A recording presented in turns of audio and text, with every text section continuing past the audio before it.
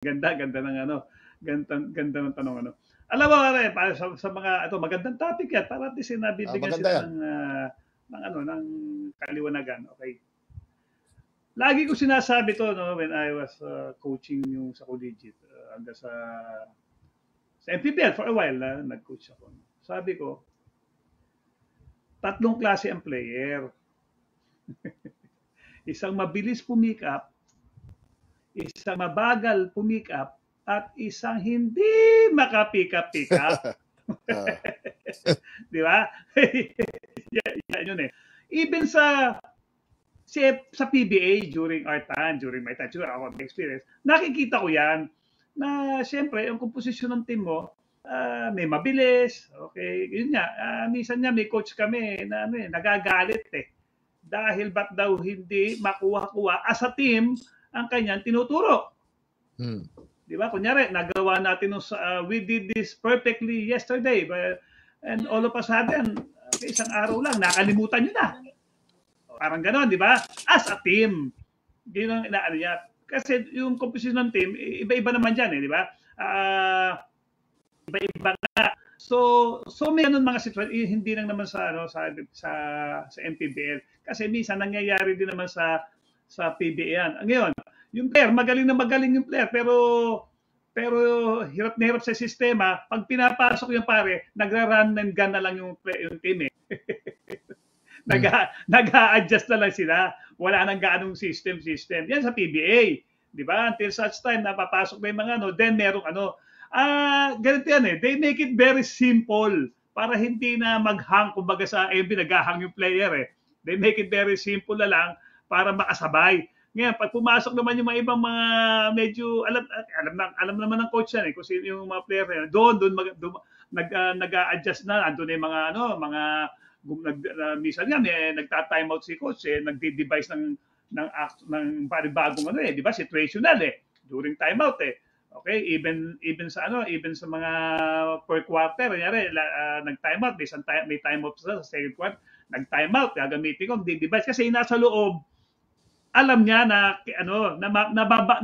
mababasa nila kung ano yung sasabihin ng coach. Ano yung sitwasyon na yun. Yun yung mga intelligenteng mga players. Pero siyempre, meron composition din meron din mga kasama ka sa team na hindi ganun kabilis. So dapat naliliwa-liwa na nalalaman ng mga talakay sa atin at even ng mga coaches na may ang players talaga may ganun. Hindi ko naman nilalat pero it's kasi norm yan sa lahat eh, di ba? Pare lalo na kung let's face it, hindi nakapag-aral pero magaling ang talent. Di ba? Tapos na-scout mo, napakagaling, very athletic. Di ba? Kinakain niya yung pagdating sa kanilang lugar, nakuha mo ngayon, medyo sa pagdating sa organized basketball, nahihirapan. Di ba? So kailangan mo i-train, kailangan malaman yung system. Not unless, yan super galing yan, kahit meron kasi mga players pare nakulang sa hindi gano'n sa sistema pero super galing yung team na mismo nag-a-adjust kasi super galing nito.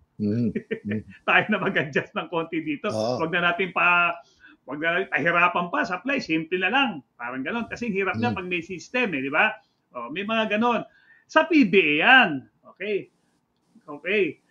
Kasi itong nasa PBA, yung mga players na yun, okay, sa PBA kasi may mga nakukuha ka na talagang ilan-ilan. Okay, for example, si Romy De La Rosa, naglaro lang sa amin ng isang conference yan sa Miescur. Isang conference o isang taon, hindi ko naman akit kaagad ng PBA yan.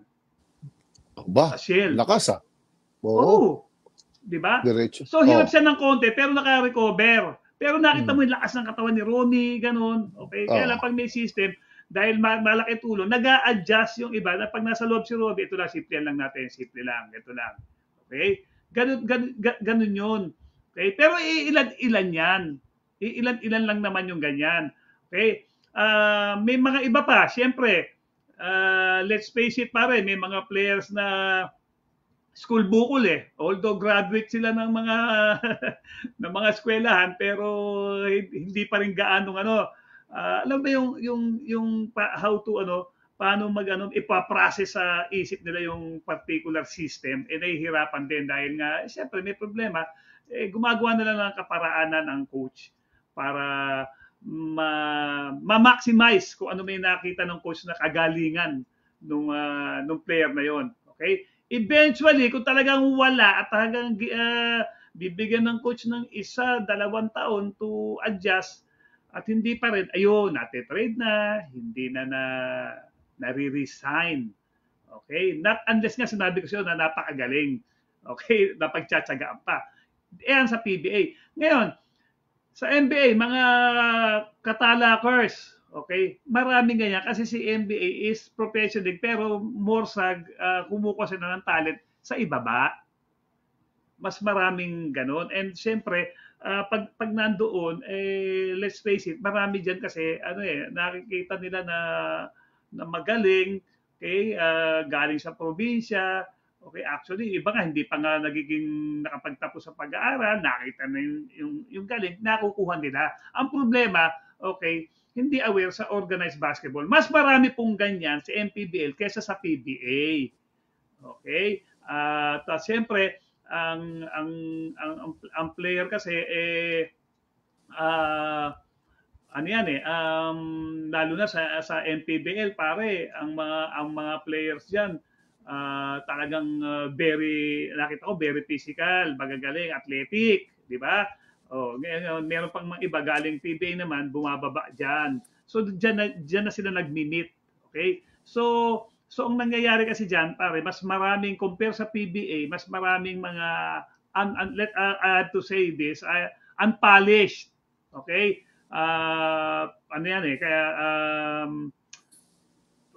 pro player sa MPBL. Kaya nga yung MPBL na parang stepping stone papuntang papuntang PBA. Pag gumaling ka diyan, pwede. Gagaling ka diyan as a player.